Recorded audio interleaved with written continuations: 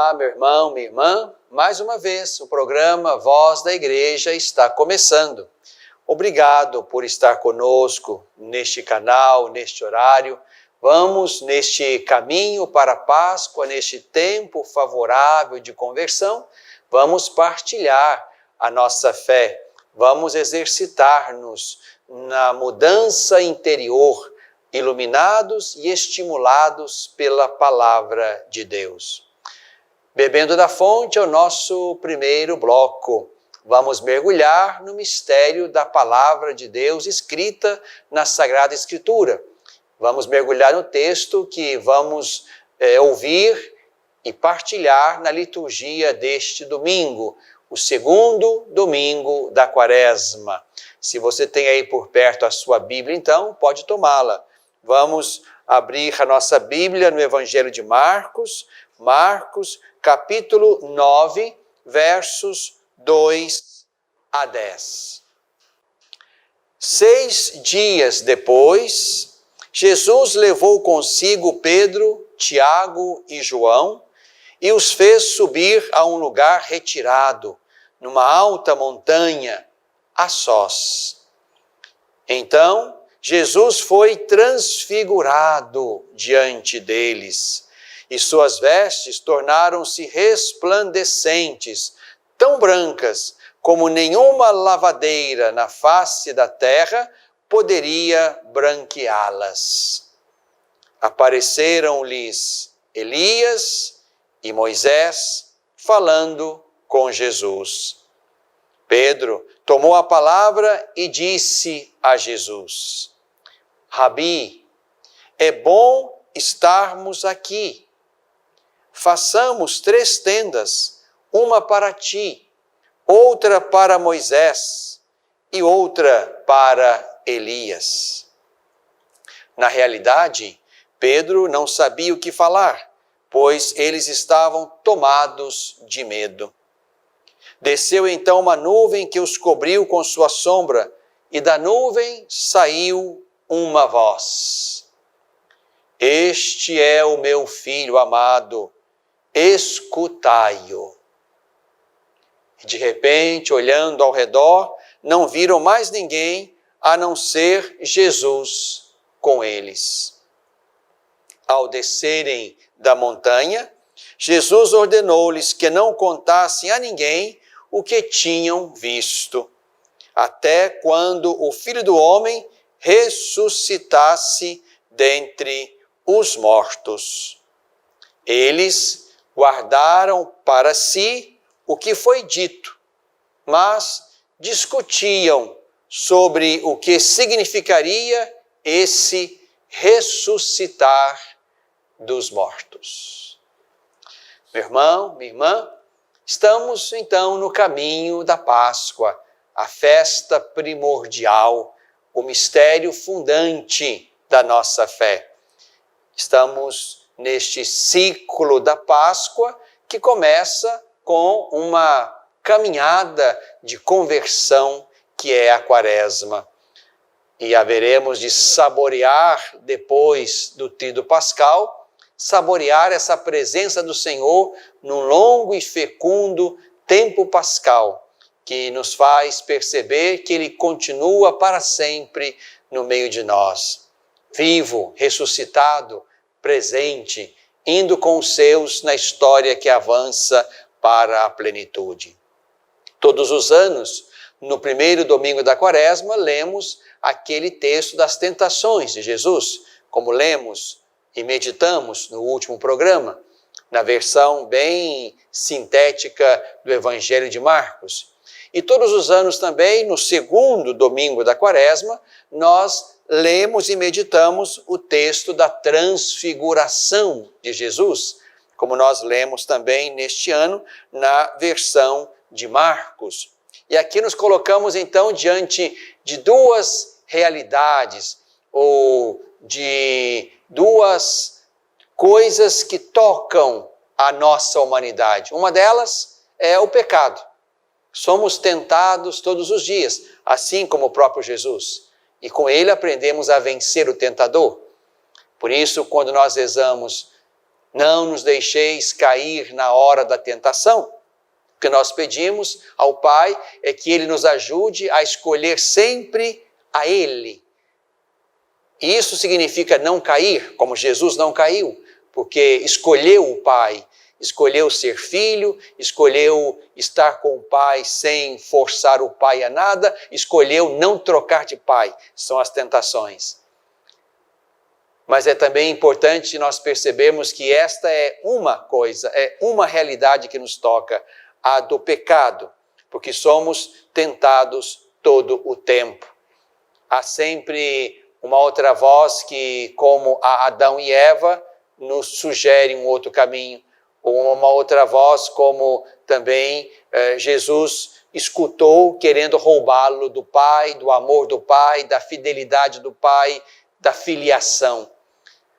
Mas esta é apenas uma realidade. A outra realidade está expressa no texto de hoje. A transfiguração revela não só o futuro de Jesus, mas também revela o futuro daqueles que crerem em Jesus.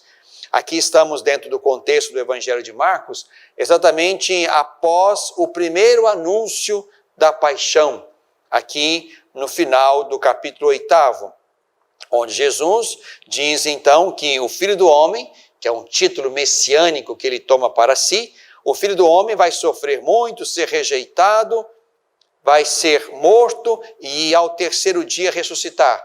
Este é o primeiro anúncio dos 3 que estão nos textos sinóticos, Mateus, Marcos e Lucas. É aqui, depois desse primeiro anúncio, que Jesus então, diz o texto, chamou consigo Pedro, Tiago e João, subiu ao monte a sós com eles, e ali o texto diz, foi transfigurado. Foi transfigurado. E a imagem, a metáfora para falar deste novo, desta transfiguração, desta mudança de figura, de imagem que Jesus experimenta em si, isso é traduzido pelas palavras: suas vestes tornaram-se resplandecentes, tão brancas como nenhuma lavadeira da face da terra poderia branqueá-las. Chamando também para aquele momento de glória, aqueles que representam toda a tradição de fé, toda a tradição religiosa dos judeus. Aqui estão ali também com eles naquele momento Elias e Moisés falando com Jesus, como quem confirma a autoridade e a plenitude de Jesus, para quem convergem a lei e os profetas. Aqui estamos diante daquilo que está reservado a Jesus no final do caminho. Esse momento da transfiguração é importante para Jesus. Jesus saboreia naquele momento o que o Pai, que o transfigura, porque foi transfigurado, o que o Pai reserva para ele ao final. A transfiguração é a certeza de que tudo vai terminar segundo o Pai. Mas também aquele momento é importante para os discípulos, que estão ali com medo, diz o texto, porque tendo escutado o primeiro anúncio da paixão e tendo acompanhado Jesus no caminho e chegando de fato a ela, os discípulos aqui já percebem que há algo sobre Jesus, há um mistério sobre Jesus. Esse mistério se expressa ali naquele momento glorioso da transfiguração, onde Jesus saboreia e os discípulos contemplam aquilo que está reservado para ele ao final, isto é, a glória, a plenitude, a ressurreição. E ele já anuncia isto aqui de novo aos discípulos, mesmo que eles não consigam entender. É bom para os discípulos porque eles contemplam o que vai acontecer com o Mestre, de modo que o mistério da cruz não os escandalize, porque a cruz não será a última palavra. A última palavra dita sobre Jesus será dita pelo Pai e será uma palavra que o tira da morte e o faz novo, vivo, pleno. É isso que a transfiguração quer que os discípulos, mesmo que de maneira bastante tímida e gradativa, vão compreendendo do mistério de Jesus. A transfiguração traduz o final deste caminho que os discípulos viverão com seu Mestre. Paixão, cruz e ressurreição. Cruz e glória. cruz e vitória. A transfiguração é, digamos, o olhar final sobre a vida de Jesus e o seu mistério. Importante aqui é aquela voz que convida a escutar Jesus, que é o Filho amado. Esta palavra do Pai, naquele momento, confirma o amor dele sobre o seu Filho Jesus, este é o meu Filho amado, como também intima os discípulos a ir com Jesus, a escutá-lo, a fazer com ele um caminho, a deixarem-se fazer discípulos dele, a fim de que, atrás do Senhor, aprendam de fato o caminho da vida.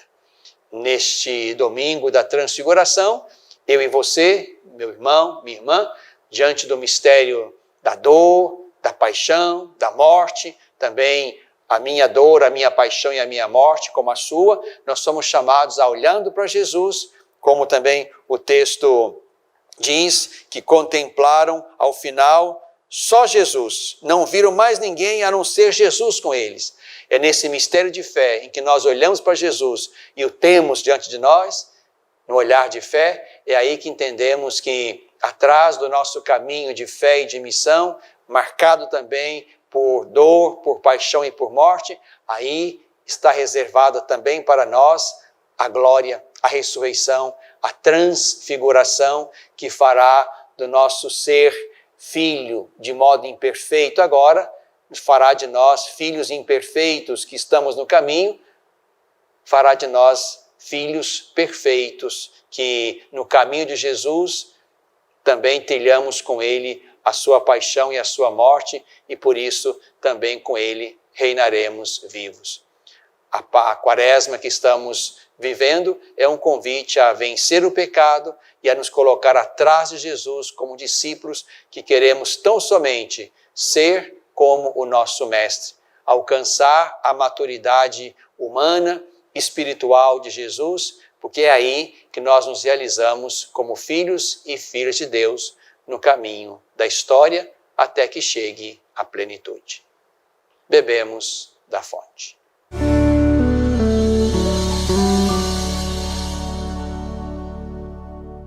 Educar para a vida. Formar homens e mulheres para a plenitude. Uma educação católica. Lembro-me bem, quando era criança, da importância de minha família em toda a minha educação. Aprendi que a fé e a razão, o conhecimento, são bases que se complementam para se formar um ser humano íntegro. Valores e virtudes fundamentais para ser quem eu sou e sempre agir com coração e alma para alcançar os objetivos mais altos. Hoje, na formação de meus filhos, compreendo que educar é, sobretudo, uma obra de amor.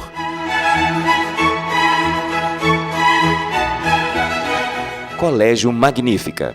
Educar para a plenitude. Pré-matrículas abertas.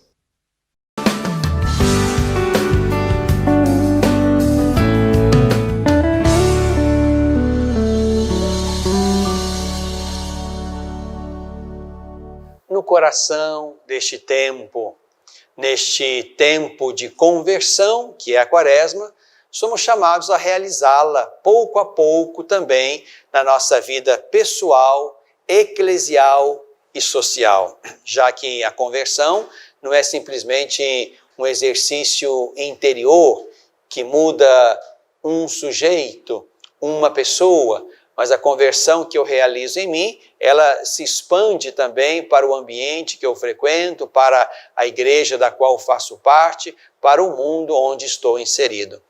A mudança externa começa com a mudança interna.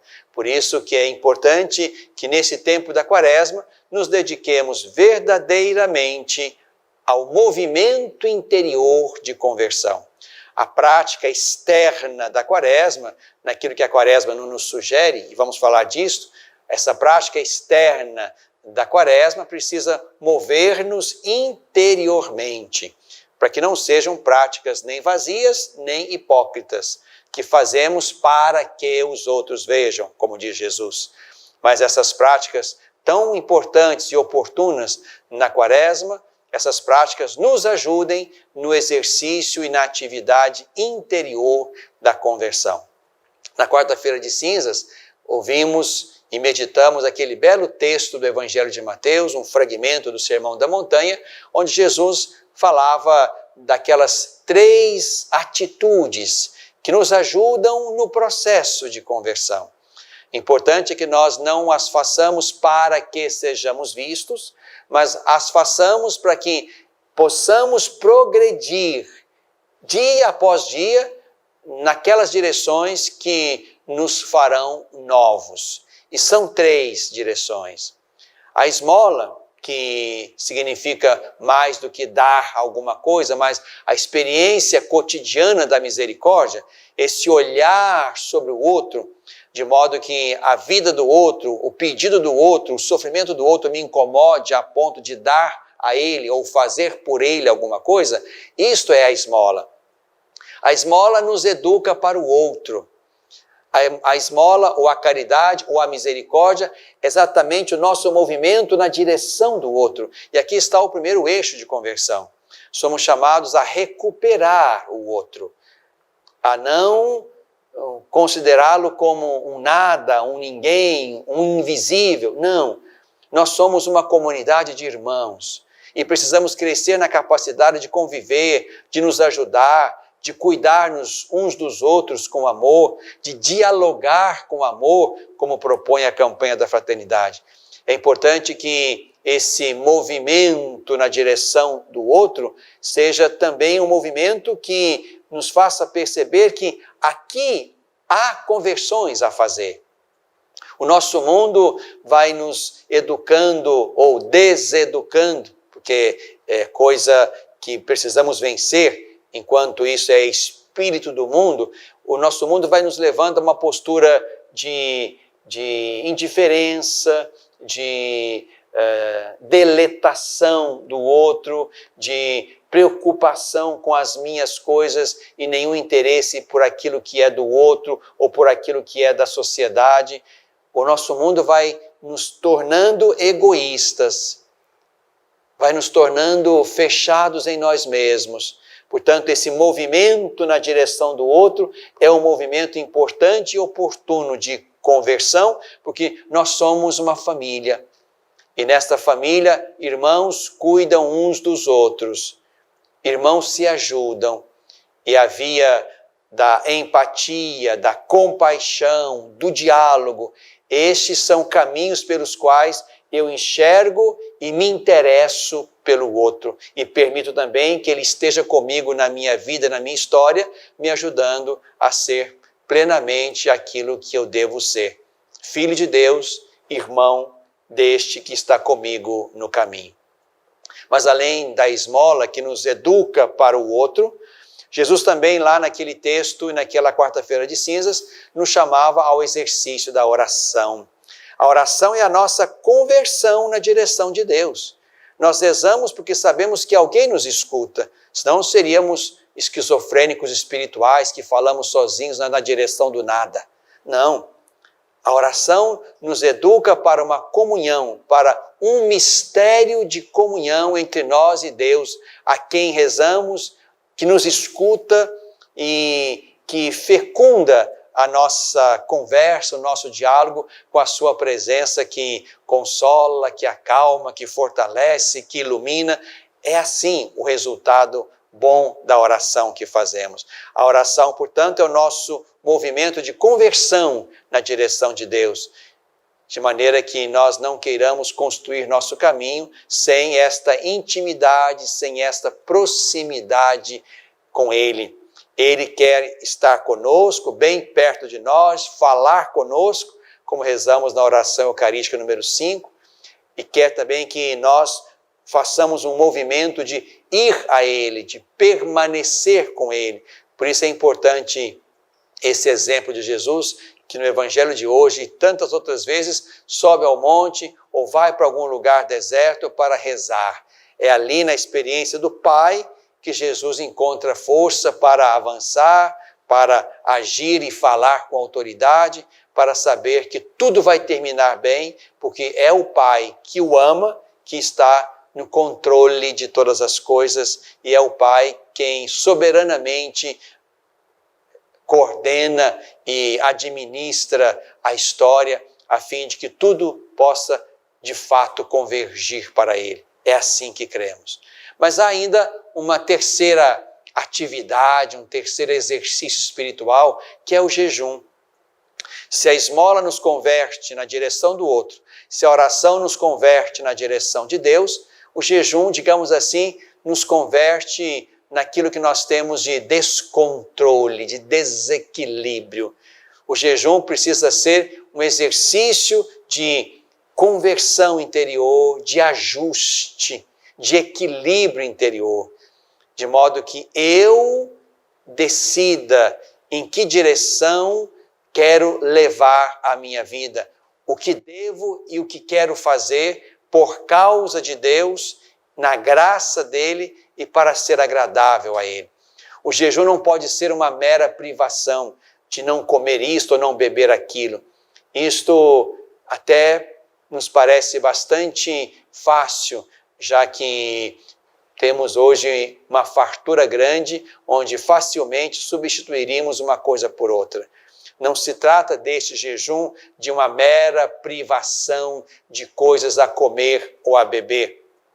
O jejum que Deus quereria, o profeta Isaías falou disso na sexta-feira depois das cinzas, o jejum que Deus quer é aquele que nos faz romper com as cadeias interiores, com as sujeições interiores, é aquilo que nos faz romper com a injustiça, com o pecado, com tudo aquilo que estraga as relações. Este é o jejum que Deus espera de nós. E talvez neste tempo, meu irmão, minha irmã, nós somos chamados, de fato, a romper com aquilo que, por mais que traga consigo belezas e possibilidades, tem se tornado um grande vício e também, por que não, uma forma equivocada de construir as relações. Aqui eu estou pensando nas redes sociais, estou pensando no uso da internet. Muitos de nós se assentaram no lugar da virtualidade, da comunicação à distância. Já perderam de vista, mesmo antes da pandemia, o gosto, o sabor da presença. Se instalaram ali, na virtualidade, na distância, e perderam o olhar, o cheiro, o gosto, a presença do outro. Acho que esse seria um bom jejum para nós. Se nós deixássemos por um tempo as redes sociais, a vida virtual, para nos dedicar a encontros, à presença, ao olhar do outro, mesmo nesse tempo ainda de alguma reserva, mas é possível sim nós multiplicarmos encontros onde o olhar do outro, a presença do outro, o afeto do outro cheguem a mim e eu também chegue a esse irmão, a essa irmã. Precisamos nos educar. Acho que esse seria um jejum importante e interessante que nós precisamos fazer. Acredito que muita gente não seria capaz de passar um dia sequer sem visitar as redes sociais ou sem se dedicar à virtualidade do mundo da internet. Isso, de alguma forma, é um vício que nós precisamos, pouco a pouco, ir vencendo. É o jejum que nós podemos fazer, deixando de lado as relações artificiais e a distância e nos dedicando ao encontro, à presença, ao olhar, sem contar, claro, as muitas outras formas de jejuns que nós podemos também puxar para nós. Se o que Deus quer como jejum é a privação daquilo que é mal, daquilo que estraga as relações, daquilo que quebra a fraternidade, é importante que nós encontremos no nosso modo de ser e de estar no mundo aquilo que, nesse ponto, nós precisamos ainda mudar e melhorar. São Bernardo perguntava, queres saber do que deves te converter?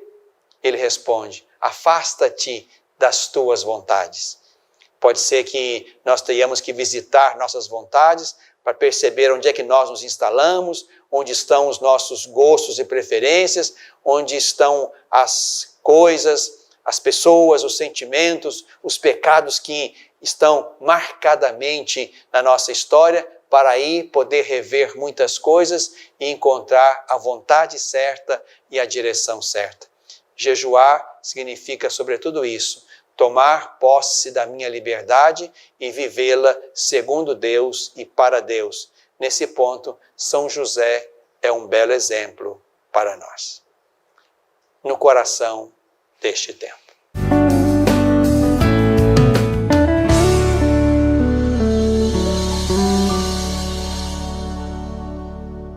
Superar uma tempestade em sua vida familiar é encontrar um lar provisório. Uma família que a acolha por um tempo, enquanto sua própria família se reestrutura para recebê-la de novo. Essa é a proposta do Serviço Família Acolhedora. Transformar as dificuldades de hoje em possibilidades de futuro. Serviço Família Acolhedora. A tempestade passa, a vida continua. Participe e faça a diferença.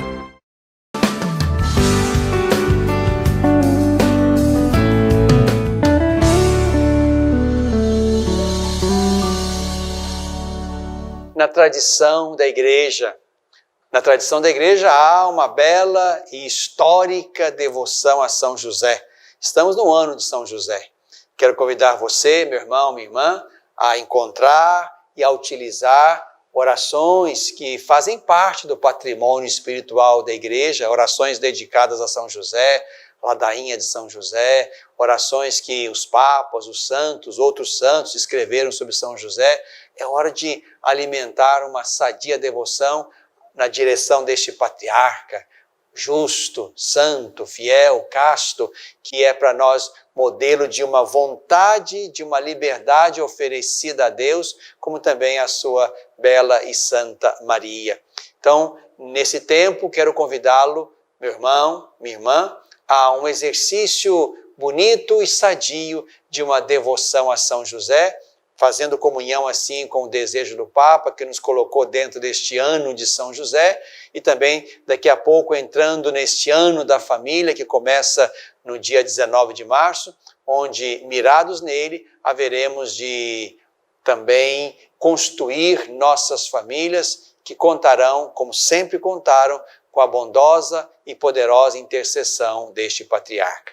Também na tradição da igreja, é tempo de campanha da fraternidade, 57 anos de história, onde tanta coisa, tanta reflexão, tanta iluminação, tanto fruto social e eclesial, tantas pastorais, movimentos, serviços, ONGs nasceram deste empenho de 57 anos de olhar iluminado pela palavra de Deus, colocado sobre a sociedade.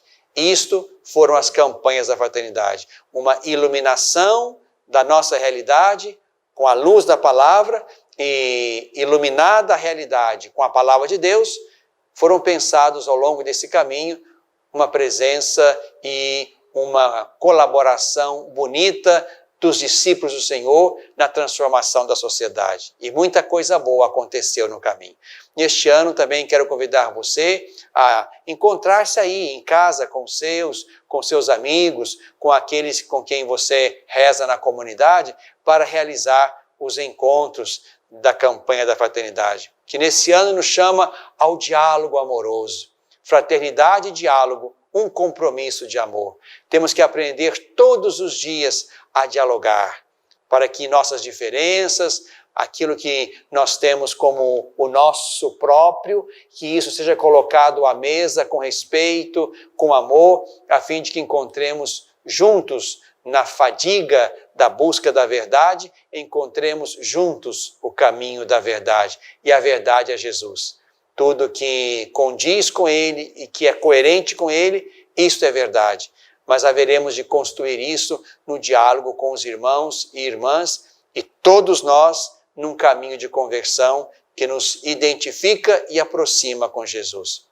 Por isso, no diálogo amoroso, tendo Jesus como referência, é aí que nós haveremos de encontrar o caminho da verdade e ir por ele. E o lema deste ano é também maravilhoso. Cristo é nossa paz. Do que era dividido, ele fez uma unidade. É por causa dele que haveremos de construir pontes entre nós e derrubar os muros. Na tradição da igreja.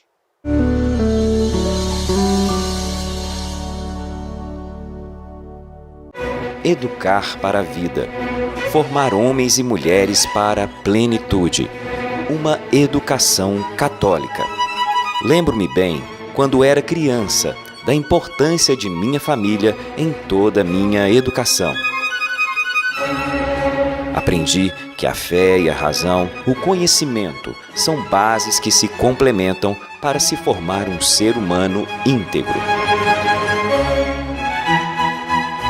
Valores e virtudes fundamentais para ser quem eu sou e sempre agir com coração e alma para alcançar os objetivos mais altos. Hoje, na formação de meus filhos, compreendo que educar é, sobretudo, uma obra de amor.